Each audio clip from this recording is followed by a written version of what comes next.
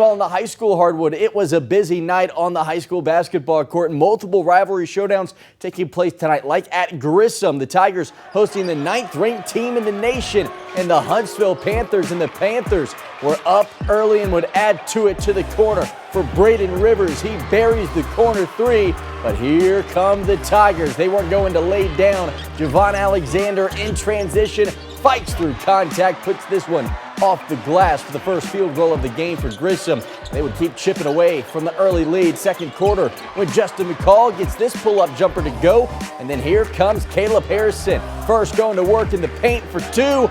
Then the big center would pull up from outside for three. He can do it all, folks. The Panthers, they moved to 26-1 on the season with a 56-45 win over Grissom. They have now won 23 games in a row.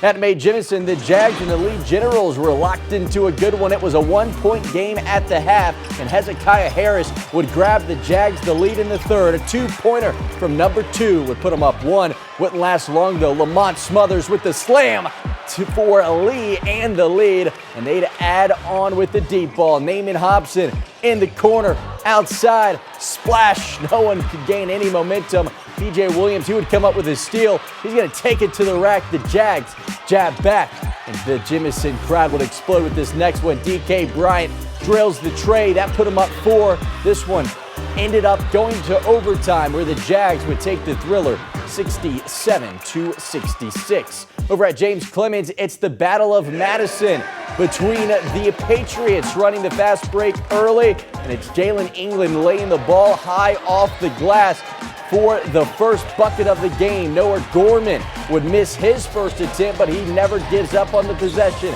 settling for two on the second attempt to tie the game. A bit later, the Pats are pushing the pace again. Caden Ricard weaving through traffic for two, still in the first now, when the Jets and the Pats would keep things tight. Isaiah Cleaves forces a loose ball, and with no one on the runway, it's clear for takeoff. He slams it home to put the home team up four, but the Patriots would have the last laugh tonight.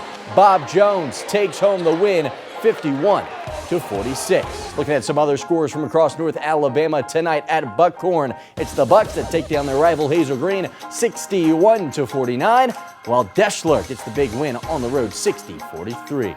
And finally, in some girls action, it's the #1 team in the state, the Bob Jones Lady Patriots, taking on their bitter rivals from James Clemens.